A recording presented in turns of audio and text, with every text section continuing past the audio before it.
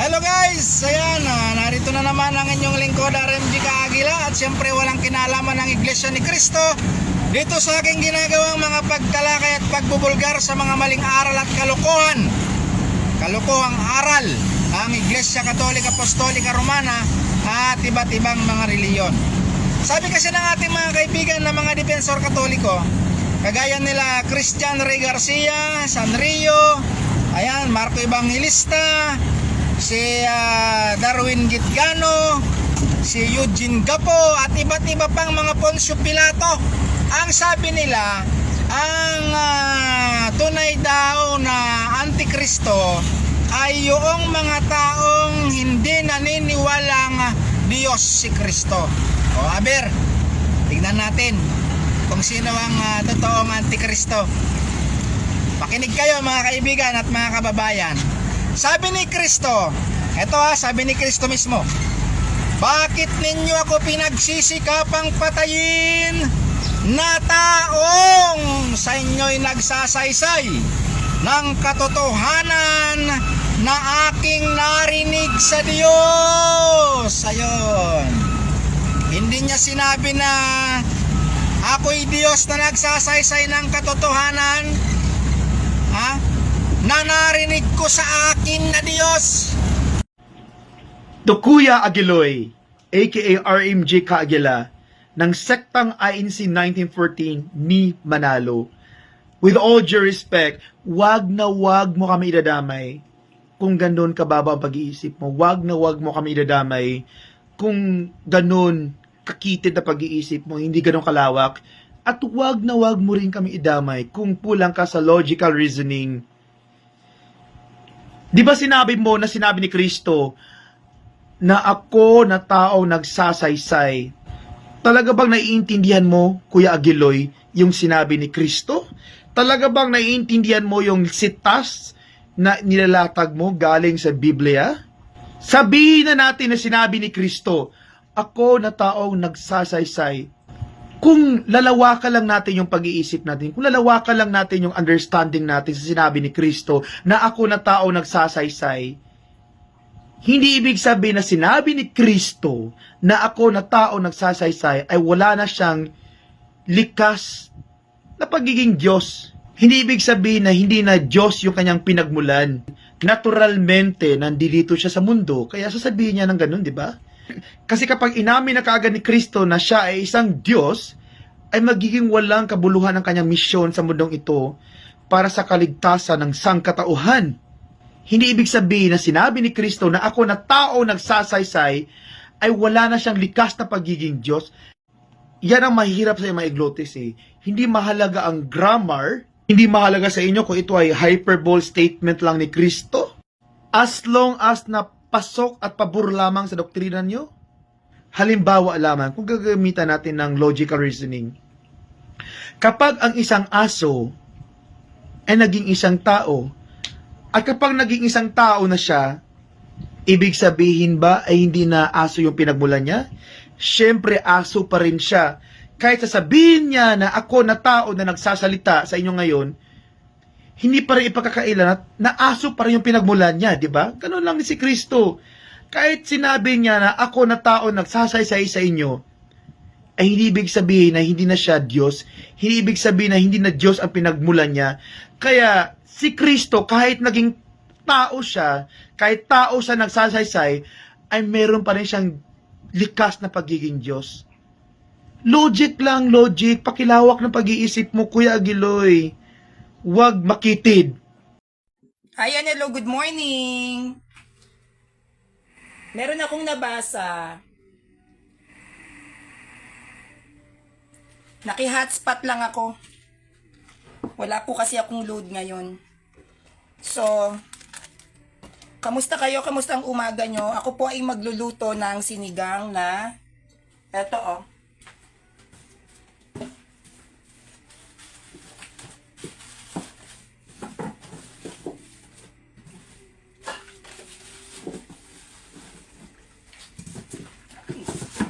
sinigang na hindi ko na kung tawag dito. Lagay natin dito. Para makita nyo yung isda.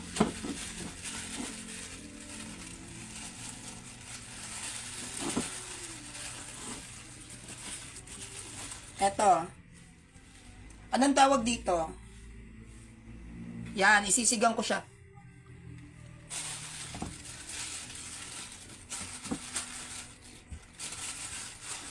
Ayan o.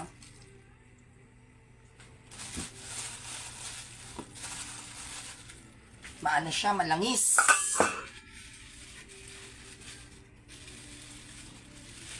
Isisisigang ko siya na ang gulay ay puso ng saging.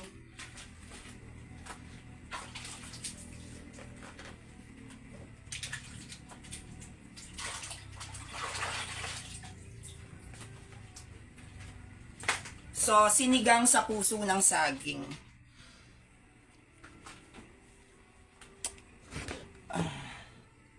Well, mga kapanalig, meron akong sasabihin sa inyo.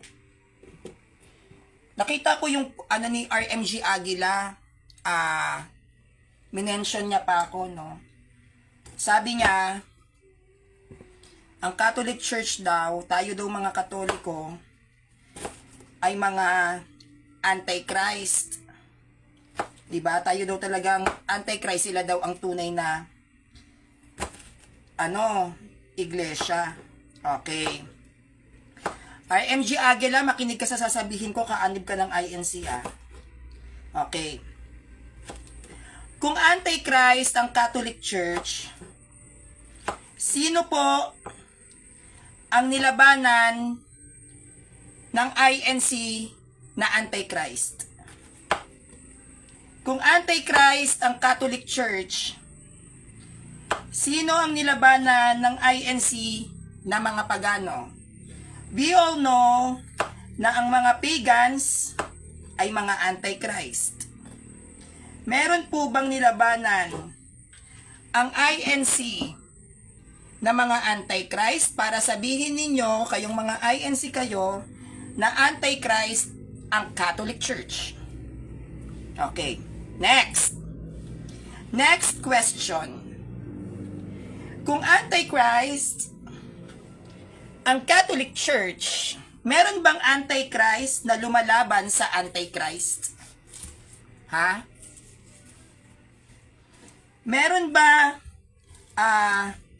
meron bang Antichrist na lumaban sa Antichrist? Sa lahat ng Protestant dito, mapaborn again, kagaya ni CJ Texan David, ang MCGI, o yung binabanggit ngayon ni Kuya Adolfo Gabato Villacura, si Bacalares ng SDA. Sino ang mga nilabanan ninyong Antichrist? Kung hindi kayo Antichrist, sino ang mga nilabanan ninyo na Antichrist? Kung hindi Antichrist ang lahat ng sulpot, sino ang nakasagupa ninyong mga pagano? Hindi po pwedeng matawag na Antichrist ang isang Kristiyano. Am I right? Paano ka magiging Antichrist? Kristiyano ka nga. At kapag tayo ay tinawag na Kristiyano, anong ibig sabihin nun, mga kapanalig? Ikaw ay tagasunod ni Christ. So may Antichrist ba na tagasunod ni Christ? Wala. At kung ikaw ay tagasunod ni Christ, anong tawag sa'yo? Christian. At pag ikaw ay Christian, dapat meron kang nakasagupa na anong dapat na nakasagupa mo? Dapat may nakakasagupa kayong Antichrist. Kasi ang galit sa Christianity, Antichrist. Now the question is, sino ang unang lumaban sa mga Antichrist? SDA ba? INC ba? Wala po kayong maipapakita at mapapatunayan sa akin na kayo, mga Protestante, ay lumaban sa mga Antichrist. At yung sinasabi ni CJ Texan David, yung nakaganon, na rebulto? Hindi po yon si Satanas. Kinumpara niya pa si Kristo kay Satanas kung hindi ba naman siya abnormal. Yung nakaganon na kinakalat ni CJ Texon, di ba? Merong si Kristo daw nakaganon. Tapos yung Baphomet nakaganon. Hindi si Satanas yon, si Baphomet yon. Mag-aaral ka na lang din ng rebulto ng mga pagano, hindi mo pa nilubos-lubos. Di ba? Magkaiba po si Baphomet kay Satanas. Marami pong iba't ibang uri ng demonyo. Hindi porket nakarinig ka ng Satanas, lahat Satanas na. Mali yan. Very, very wrong kayo dyan, ha? Well, nagluluto ako ngayon ng sinigang sa puso ng saging. So, yan, oh. Oh, yan. Ang kiniklaim kasi nito ni RMG Aguila, mga kapanalig, na tayo daw ay antichrist kasi sumasamba daw tayo sa tao. Dahil si Kristo daw ay nagwika na siyang taong nagsasaysay. Aminado daw si Christ na isa siyang tao. Bakit daw tayo sumasamba sa isang tao? Okay.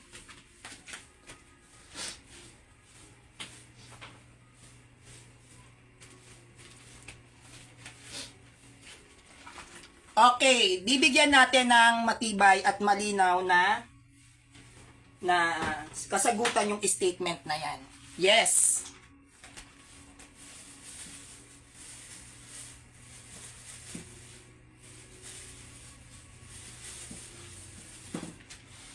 Yes po, tayo ay sumasamba kay Kristo na tao. But the question is, ano ba ang sinasamba ng Katoliko kay Kristo? Yung pagiging tao o yung pagiging Diyos? Ano ba sinasamba ng mga Katolik kay Christ? Yung pagiging tao ni Christ o yung pagiging Diyos? May mababasa sa Bible, no, kung alam nyo 'tong mga kapanalig, nag-experiment ako ng luto, yung sinigang lalagyan ko ng kamote. Meron akong nabasa sa Bible. Siguro alam nyo na to. Hindi ba si Christ sinamba? Di ba? Di ba si Kristo, merong doon sa talata sa Bible na sinamba siya? So sinamba si Christ. Tanong, saan ba sinamba si Christ? Sa pagiging tao o sa pagiging Diyos? Saan sinamba? Ang nature ba ni Christ tao lang? Ha? RMG Aguila ng INC. Ang nature ba ni Christ sa INC ay tao lang? So hindi doon kasama yung pagiging ama ng Diyos Ama kay Christ. Kasi tao lang eh. So paano nangyari yun? Paano ngayon paano ngayon nabuo si Christ kung ang kinikilala lang ng INC ay si Kristo ay ang nature tao lang, wala siyang pagka-Diyos. O ano pala naging role ng Ama? Anong naging role ng Ama para mabuo si Christ? Ano ang naging role ng Ama para si Christ ay isilang? Pag ang nature mo ay tao lang, ang mga magulang mo ay parehong tao.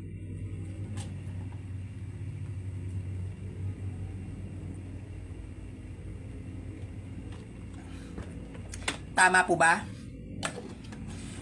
Pag ang magulang mo, ang nanay mo, ang tatay mo ay tao, ang nature mo ay tao lang. Eh paano yan? Ang tatay ni Christ, Diyos. Ang nanay ni Christ, tao. Ano ang nature ni Christ? Tao lang? Talaga ba? Mga iglot, nanggigigil ako sa inyo aga-aga. Sa Pag tayo ay mag-aaral ng salita ng Diyos, lalo na pag tayo ay mag-aaral ng isang simbahan o isang katuruan, hindi yan nilalagyan lang ng puro literal mindset. Di ba? Pag pinag-aaralan natin ang turo ng simbahan, hindi tayo dapat gagamit ng puro literal mindset. Dapat mataas po ang ating logic.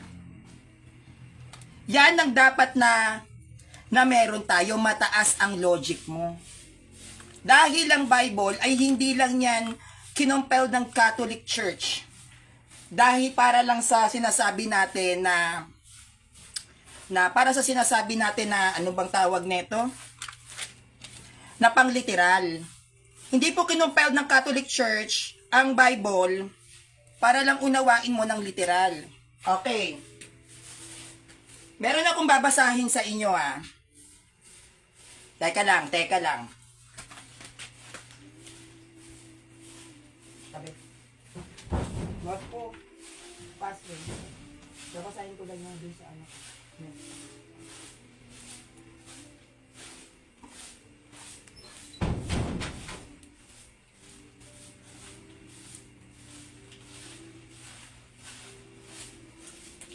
Okay. Ganito po yan mga kapanalig, no? Ang INC ni Felix Manalo ay walang karapatan na magturo ng Bible. Wala kayong karapatan mga INC na mag-interpret ng Bible. Why? Because hindi kayo nag-compile ng Bible. Ang nakakapag-interpret at may karapatang makapagturo paggagamit ng banal na kasulatan is only the Catholic Church. Gagamit tayo ng Pasugo Magazine ng INC na nagpapatunay na mismo sa kanilang katuruan ay tinatanggap that the Catholic Church compiled the Bible. Pasugo, August 1965, page 4. The Bible was assembled into a single book through the efforts of the Catholic Church. The church councils, such as the Council of Carthage, played a significant role in deciding which book would be recognized as a canonical. Yan po ay mababasa sa Pasugo, August 1965, page 4. So aminado ang mga kaanib ng Iglesia ni Manalo na ang Catholic Church ay may malaking responsable, no? Tayo ang may pinakamalaking responsable sa pagkakabuo ng Bible. 'Di ba? Unang Pasugo pa lang 'to, ulitin natin, ha? Sabi sa mismong turo-aral ng INC ni Manalo, Pasugo, August 1965, page 4. The Bible was assembled into a single book through the efforts of the Catholic Church. The Catholic councils, such as the Council of Carthage, played a significant role in deciding which books would be recognized as a canonical. First question, ano ang ambag nyo, mga iglesia ni Manalo? Pasugo to, standard references. May ambag ba ang iglesia ni Manalo sa pagkakabuo ng Bible para kayo mag-interpret ng mismong buo ng Bible, ng mismong binuo ng simbahan na Bible? Kapag ikaw ang bumuo ng isang aklat, sino nagmamay-ari? Protestant o Catholic? Sino ba ang nagmamay-ari ng Bible? Yung bumuo o yung nangopya? So kung sino ang mas may karapatan mag-interpret ng Bible? Yung bumuo o yung nangopya? Sino mas may nakakaalam ng konteksto sa bawat verses and chapters ng Bible pagdating sa pagtuturo? Yung bumuo o yung kumopya lang? Second Pasugo. Pasugo, January 1972, page 7, states, pasugo nyo to mga iglot. Pasugo, January 1972, page 7. Anong sabi? Historically, it was the Catholic Church that determined the canon of the Bible. The books of the New Testament were chosen based on the decision made in church councils and synods. Pasugo,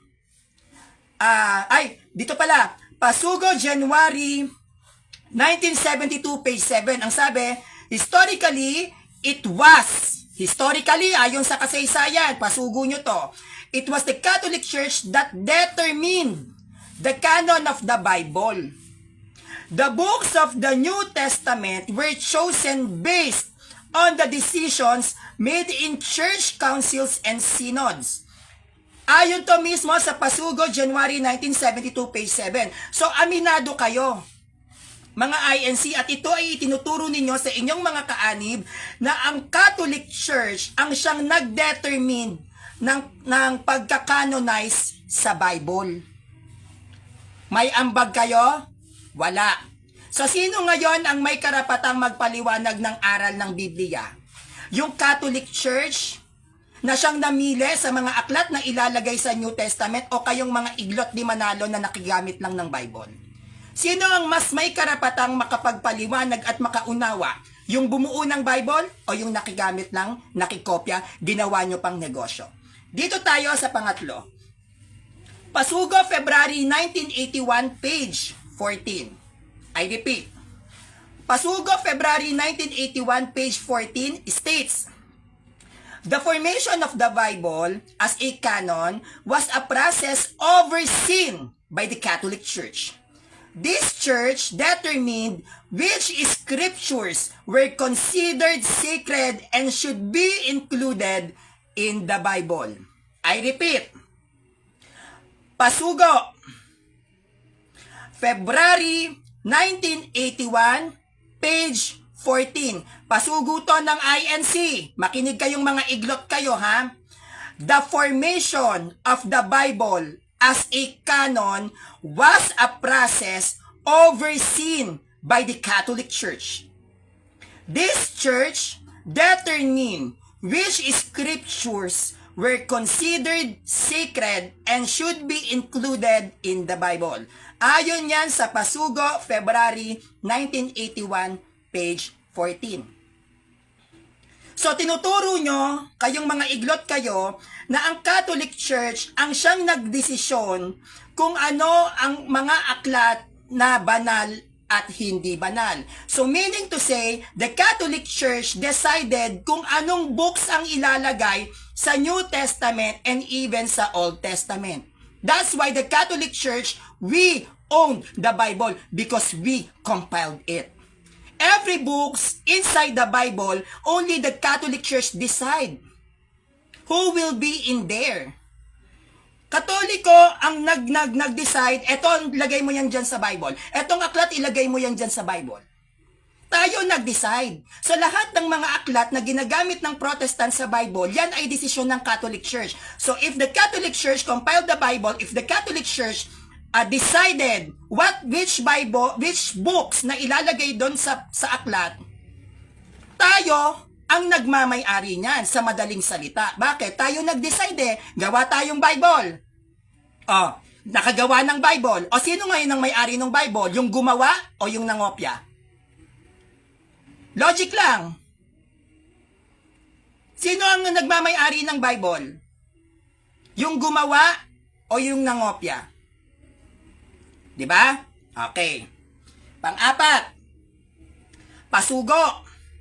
November 1991, page 10. Pasugo, November 1991, page 10. The Catholic Church was instrumental in the compilation of the Bible. Through various councils, the Church defined which texts were to be included in the New Testament. I repeat, mga iglot, makinig. Pasugo, November 1991, page 10. Anong sabi ng pasugo nyo, mga iglot? Makinig maigi, ha? Naglinis ng tenga. The Catholic Church was instrumental in the compilation of the Bible through various councils. The Church defined which texts were to be included in the New Testament. Yan ay mababasa sa Pasugo, November 1991, page 10. Now, the question is, ang sabi dito sa inyong Pasugo, The Catholic Church was instrumental in the compilation of Bible. So ang simbahang Katolika ang ginamit na instrumento para mabuo ang Bible. At ang sabi nyo rito, the Church defined which texts were to be included in the New Testament. Ang Katoliko ang ginamit na instrumento para mabuo ang Biblia at ang Katoliko din ang nagdesisyon kung anong mga sulat, kung anong mga talata ang ilalagay sa Bible. Turo nyo yan. Now, if the Catholic Church ang naging instrument para magkaroon tayo ng Bible na ginagamit sa ating pananampalataya, kung ang Catholic Church ang ginawang instrumento ayon sa inyong pasugo, kung anong mga sulat o anong mga talata ang ilalagay sa isang aklat na gagamitin ninyo sa inyong pananampalataya. Now, sino ang nakakaalam ng pag-i-interpret ng talata? Yung naglagay o yung nakibasa? Sino ang may karapatang mag-interpret ng mga chapter sa Bible? Yung naglagay o yung nakibasa? Sino ang nakakaalam ng historical facts sa likod ng mga talatang nasa Bible? Yung naglagay o yung nakikibasa? Sino ang mas nakakaalam kung bakit ito ang mga talata, ito ang mga chapters, ito ang mga verses na inilagay sa Bible? Sino ang mas nakakaalam ng dahilan?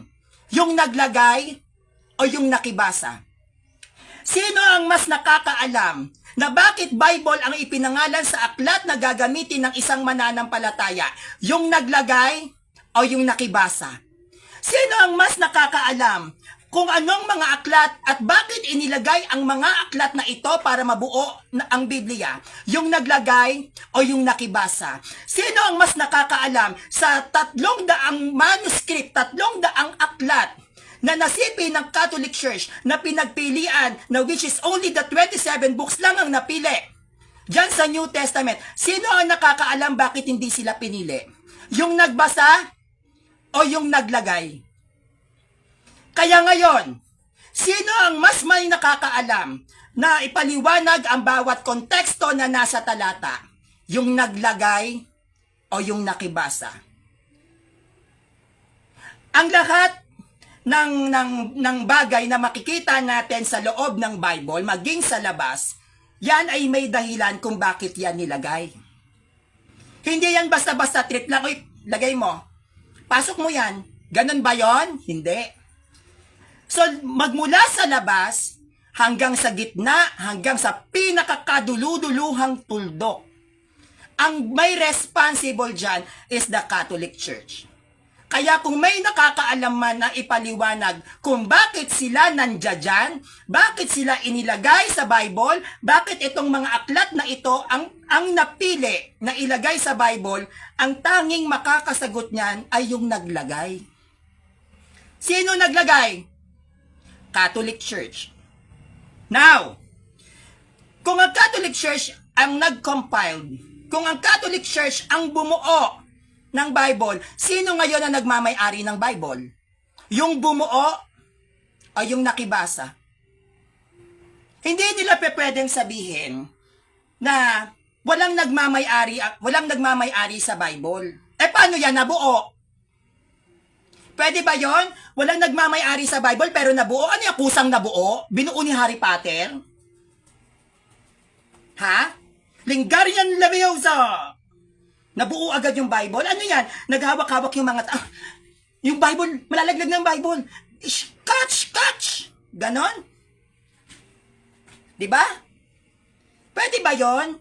Kapag may nabuo, it means may nagmamay-ari. Tama, mali? Pwede bang mabuo yung walang nagmamay-ari? Diba? So, ngayon, yung sinasabi nila na Katoliko, hindi raw tayo may-ari ng Bible. Sino? Sino ang may-ari ng Bible? Sige nga. Kapag ikaw gumawa ka ng isang aklat, sino nagmamay-ari ng ginawa mong aklat? Kapag bumuo ka ng isang aklat, sino ang nagmamay-ari ng binuo mong aklat? Aklat ng encyclopedia. Ang aklat ng encyclopedia ay kinuha din nila yan sa iba't ibang mga ideas base sa iba't ibang mga aklat. Hindi yan mismong galing sa encyclopedia books. Pag sinabing encyclopedia, mga historical basis na sinipi mula sa iba't ibang mga valid references ng mga aklat. Ganon din ang Webster. 'Di ba? Meron tayong iba't ibang mga encyclopedia, meron tayong iba't ibang mga tawag nito, growlers, ano ba? Webster growlers ba yung mga ganon-ganon? Marami tayong standard references. Now, yung mga nasa loob ng mga ginagamit nating mga standard references, yan ay kinuha din naman nila sa iba't ibang mga aklat ng standard references. Just like the Bible. Ang nilalaman ng Bible ay kinuha natin sa iba't ibang mga manuscript. Hindi Bible, hindi yan tinawag na habang binubuo, Bible na, hindi. Ang nilalaman ng Biblia ay mula sa iba't ibang mga konteksto, sa iba't ibang mga manuskrito. Ganon din ang encyclopedia. Now, itong mga manuscript na to na nailagay sa Bible, sino ang mas may kakayahang makapagpaliwanag dyan? Yung naglagay o yung nakibasa? Diba? So kung tayo yung naglagay ng mga manuscript, tayo naglagay ng mga books, para magkaroon ng Bible, sino may-ari? Yung bumuo o yung nakibasa? Nakibasa na nga, pinagkakitaan nyo pa. Last but not the least, pasugo to ng INC. Pasugo March 2003, page 20 states, the canonization of the Bible was established. The canonization of the Bible was established by the Catholic Church, which held several ecclesiastical council to finalize the inclusion of the books in the Bible as we know it today. Ulitin natin para mas malinaw. Okay. Pasugo March 2003, page 20. The canonization of the Bible was established by the Catholic Church, which held several ecclesiastical councils to finalize the inclusion of the books in the Bible as we know it today. Inaamin ng mga iglot na ang Biblia na kanilang ginagamit ngayon, ang bumuo ay ang simbahang Katolika. Diba? Okay. So, kung ang bumuo ng Biblia ang ginagamit natin ngayon ay ang Catholic Church, the question is, question to, sino ngayon na nagmamay-ari ng Bible? Kung inaamin pala ninyo mga INC kayo that the Catholic Church, sila yung bumuo ng Bible, sino ngayon nagmamay-ari ng Bible? Yung bumuo? Ayun, nakikopya. Pakisagot po.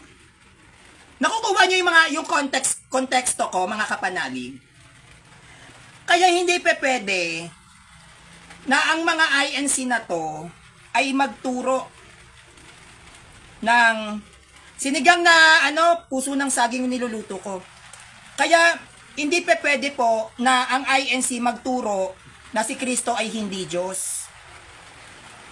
Dahil ultimo, yung binabanggit nila dyan sa Bible, na sinasabi niyang taong nagsasaysay, di ba? Kaya daw si Christ ay hindi Diyos kasi siya daw ay isang taong nagsasaysay.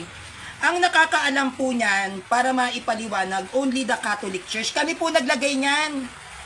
Yang talata na nilalatag ng INC, binabasa na po yan ng mga Katoliko, wala pa si Manalo. Binabasa na po yan. No? Wala pang Protestant. Alam na namin yung talata na nilalatag nyo. Bakit? Kasi kami nga po bumuo. Hindi po ba? Pwede ba yon? Pwede ba yung ganon? Tayo yung bumuo, ta sila nagpaliwanag. Ikaw ang nakakaalam ng dahilan kung bakit yun ang nilagay mong aklat sa Bible, tapos sila pa mas may alam. Kasi napaka-basic lang naman kung tatanungin natin sila. Okay, the question is, bakit yung 27 books na nasa New Testament, yan ang napili? Hindi nga. Puro kayo talata, puro kayo ganito, ganyan. Pero hindi nyo naman maipaliwanag kung bakit yun ang inilagay ng Catholic Church na mga aklat sa New Testament. Bakit nilagyan ng Catholic Church ng sitas yung Bible? Yung original manuscript niyan walang sitas. Ang original na Old Testament wala ring sitas, walang verses yan. Yung original, yung Torah, yung Tanakh, wala yung ano. Walang chapters yan, walang verses yan. Now the question is, bakit nag-decide yung naglagay, yung bumuo ng Bible, bakit nila nilagyan ng chapters, bakit nila nilagyan ng verses? May ipapaliwanag ba ng mga INC yan? Paliwanag nyo nga. Dali, para matuwa-tuwa naman ako. Sige. Bakit nilagyan ng Catholic Church yung ng mga sitas yan? Eh, yung manuscript, wala namang sitas. Oh, wala namang verses yon. O, bakit yun nilalagyan? Ano, bida-bida lang? Bida-bida pala tong mga Katolikong to eh. Can you imagine, wala naman palang sitas, tas lalagyan nyo ng sitas? Ah, bida-bida nga. Oh. Sana masagot. Diba? Ang hilig-hilig ninyo at atingin ng Catholic Church na kayo lang naman nag-compile eh. Diba? Kayo lang naman ang bumuo eh. Pero hindi nyo alam ang turo. Okay. Kami lang nag-compile. Kami lang ang bumuo. Hindi namin alam ang turo. Okay, tatanungin ko kayo, mga iglot. Sa dami ng aklat na nasipi ng Catholic Church, almost 300 books yan. Yung nasipi. Bakit 27 books lang ang pinili ng Catholic Church? Anong dahilan ng simbahan? At bakit ang simbahang Katolika ang bumuo? Bakit hindi kayo mga INC ni Manalo? Sa dami-dami ng mga nagkiklaim na sila ay tatag ni Christ, at sa dami-dami na nagsasabi that the Catholic Church is anti-Christ, eh bakit kami pala bumuo ng Bible? Di ba? Ang paniniwala ng lahat ng Kristiyano, ang bumuo ng Bible ay inspired by the Holy Spirit. Tama? Kasi kung sasabihin yung hindi inspired ng Holy Spirit ang bumuo ng Bible, lalabas. Yung ginagamit yung aklat ay hindi kinasihan ng Holy Spirit, so magiging pagano din kayo. Tama? Okay. Question. Kung anti-Christ ang Catholic Church, bakit kinasihan ng Holy Spirit ang mga pare na bumuo ng Bible? Di ba anti-Christ ang Catholic Church? Sinasabi ni CJ Texon David, ang kapal ng mukha niya, di ba? Tapos, yung gamit niya pang Bible, kinopya pa sa Latin Vulgate. Hindi nag-iisip. Okay. Question.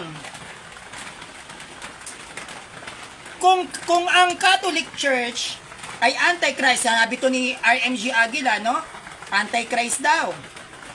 Kung anti-Christ tayo, eh bakit kinasihan ng Holy Spirit yung mga taong responsible sa pagkakabuo ng Bible, katulad ni Saint Jerome? Si Saint Jerome ay isang pare. Meron bang anti-Christ na lulukuban ng Holy Spirit? Sige. Kung ang Catholic Church ay anti-Christ, ibig sabihin, yung Bible na nabuo natin, anti-Christ. Anti-Christ ba yung Bible? Sagot. Sana masagot. Anti-Christ po ba yung Bible?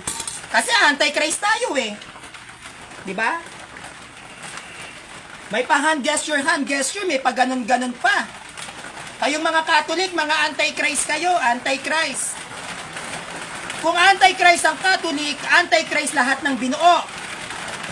Magiging anti-Christ ang calendar. The Gregorian calendar, binuo ng Catholic Church, anti-Christ yan. Bible, binuo ng Catholic Church, magiging anti-Christ yan. Diba? Magiging anti-Christ yan. So yung mga nag-convert pala ng mga Kristiyano para ang mga pagano ay maging Kristiyano, mga anti-Christ pala. So yung mga pagano tinuruang maging anti-Christ. So ganun ang lalabas. Diba? Ganun ang lalabas. The Catholic Church, tayo ang nagturo ng alphabet. Roman alphabet. Katoliko po ang nag-ayos ng A hanggang Z. Oh. So ibig sabihin anti-Christ pala yung alphabet. Ang Catholic Church ang nagturo sa Pilipinas ng alpabeto sa ilalim ng mga Kastila. Dahil ang ginagamit nating letra noon ay alibata. Oh, alibata ang ginagamit nating letra. So yung alpabeto na tinuro sa atin ng mga Kastila sa ilalim ng Christianity, aba, Antichrist pala yon. So Antichrist yung mga pangalan nyo kasi alphabet. Catholic Church ang nagturo niyan. Yung Roman numerals na ginagamit nyo sa mga paaralan, yan ay inaral ng Catholic Church. Catholic Church nagpasimula niyan. Roman numerals na ginagamit yan sa mga paaralan. So Antichrist din yon. Ha? Maraming mga pare na scientist. Maraming mga pope na chemist. Si Pope Benedict XVI, scientist yon, isa yung chemist. 'Di ba? At isa ang Catholic Church na sumubok mag-aral pagdating sa COVID-19. Kasi nga marami tayong scientist. So, maraming mga na-invent ang mga Catholic priests and Catholic popes na nagkaroon ng malaking ambag sa siyensya. Isa na rito ang kalendaryo. Na hinango sa lunar calendar. So, Antichrist lahat ng gagamit ng kalendaryo. Bakit? Because the calendar, binuo ng Catholic Church. Antichrist lahat ng gagamit ng Bible. Bakit? Because the Bible compiled by the Catholic Church. Tama, mali?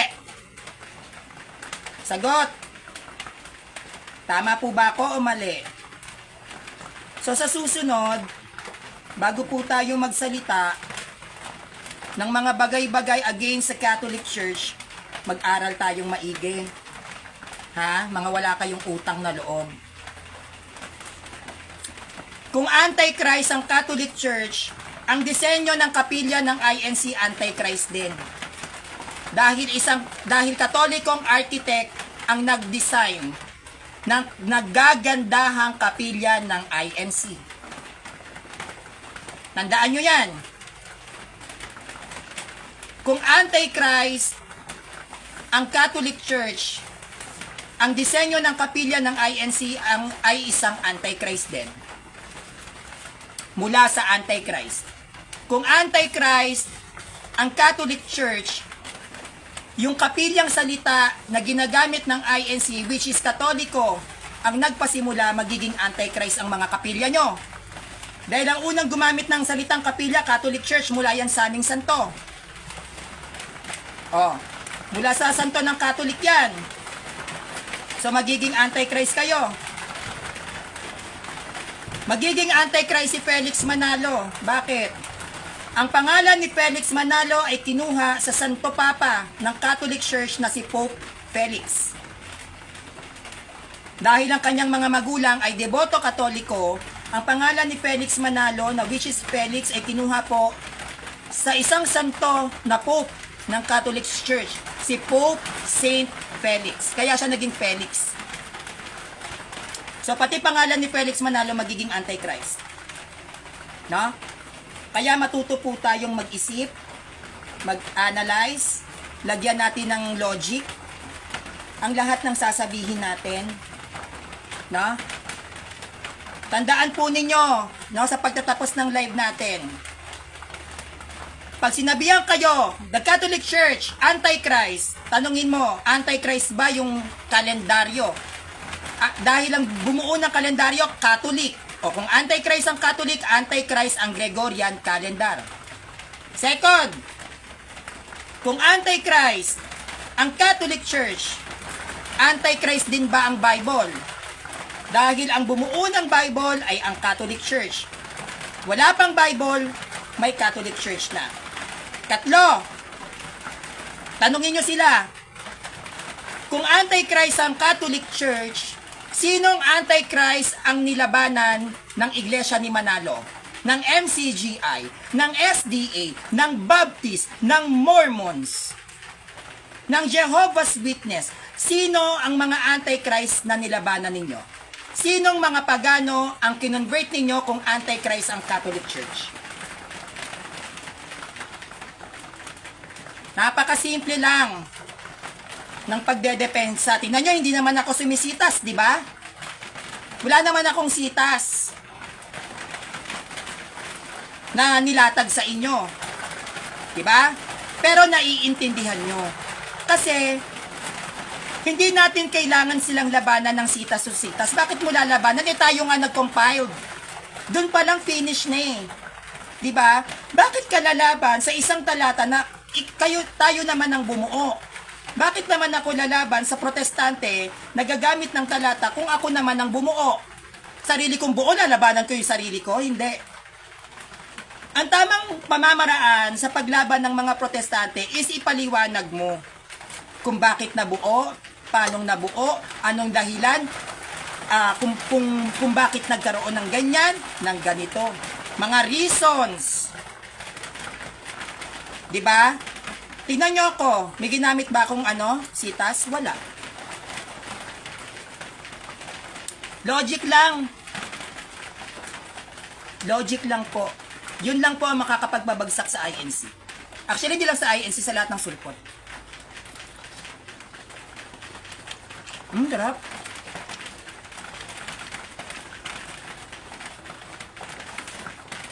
Sarap. Nagluto ko ng sinigang na puso ng saging. Hi, Kuya Edwell Mabanag. Hi, shout out. 14 live viewers, shout out po. Paki-share po ng live natin kasi 1 week akong naka-restrict.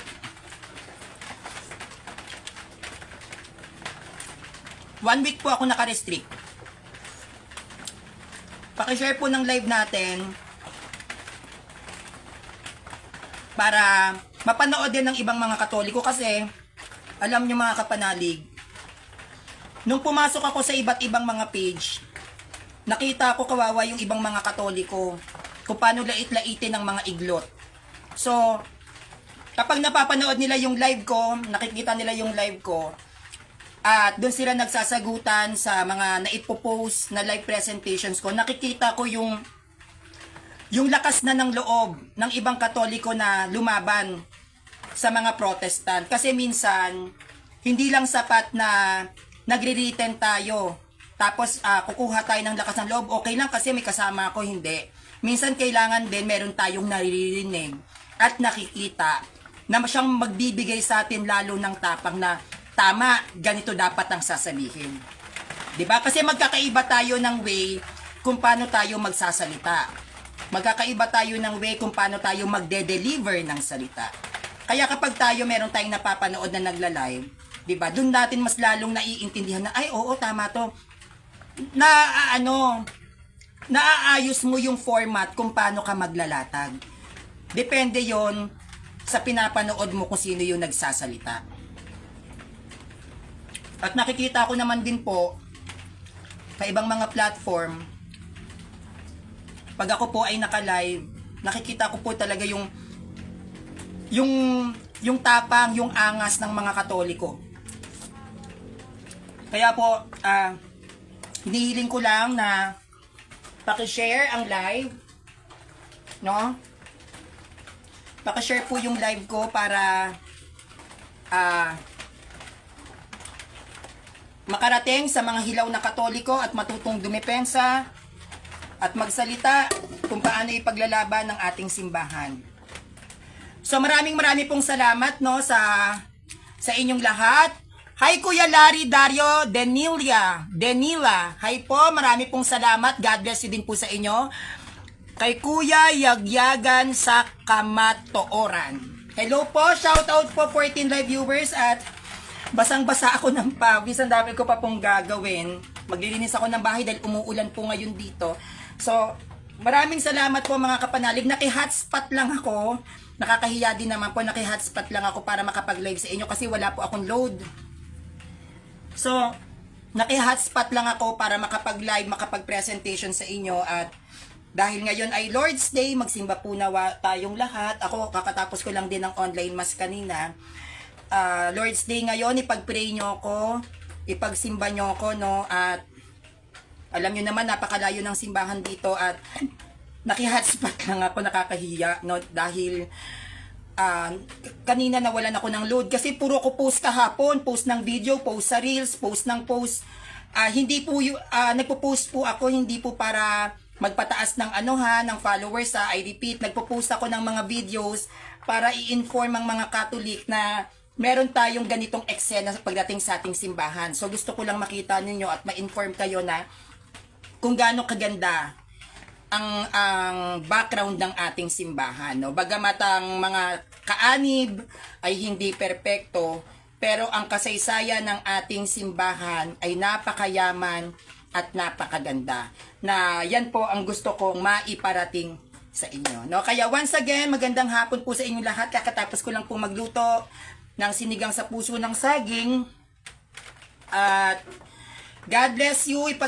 Pagdasal nyo ako lagi, sama nyo ako sa mga prayers nyo. Ipanalangin nyo rin yung mga personal needs ko na Lord, sana i-provide mo naman, no, na wag maging hadlang yung financial status sa pag-aaral ko, kasi alam nyo naman po kung ano yung aking trabaho. Ayoko kasi talaga na may humahad lang sa isip ko. Diyan ako natotorete, nawawala ako sa focus. Yan ang din ang lagi kong ipinagdadasal. Kaya lang, wala naman po ako sa state of grace dahil malayo ang simbahan, di ako nakakapag-confess, nakakatanggap ng Eucharist. Ipagdasal nyo po ako sa mga nakakapagsimba dito, sa nakakatanggap ng Eucharist. Sama nyo po ako sa pagdadasal ninyo, kahit saglit lang. No? Yun lang po yung hinihingi ko at masayang-masaya na po ako doon. At lagi nyo po akong i-offer na sana laging nandyan si Lord sa akin, ibigay yung mga pangangailangan ko sa buhay, at wala sanang maging hadlang sa pag-aaral ko bilang isang defensor ng simbahan, lalo na ilan na lang yata yung mga kabataan na dumedefend ng Catholic Church na nagla-live. No, na nagla-live. Parang sa ngayon yata, parang ako na lang yata. Kasi yung iba, nasa TikTok naman sila. Ngayon dito sa Facebook account, parang as of now, sa mga youth, parang ako na lang yata yung nagso-solo flight na nagla-live para i-defend ang Catholic Church. Kasi yung iba written diba? At napakahirap bilang isang kabataan na mag-live. Kasi syempre, pag bata ka, mamaliitin ka ng mga matatandang Protestants. Iisipin, mahina ka. Dahil bata ka at matanda sila yung mas matalino, sila yung mas magaling. Kaya lagi nyo po rin akong ipagpipray na bigyan niya ako lagi ng wisdom para maipaliwanag ko din po sa inyo yung kagandahan ng aral ng ating simbahan. So yun lang po, maraming salamat. Shout out po kay Ate o Kuya Cleope Fuente Villa. Watching from Riyadh, kay Kuya Larry Dario Denila, kay Kuya Arnold Singson, kay Kuya Hernel Cubero. Shoutout po sa lahat ng kapanalig ko. Salamat po sa inyong panonood. At bago po tayo magtapos sa ating live presentations for today, please subscribe on my YouTube channel, Sanrio TV. Hi Aaron, Jan Navales, Nicomedes. Hello, magandang tanghali po sa inyo lahat. Kumain po tayo ng mga healthy na pagkain. So yun lang po. Maraming salamat. God bless you.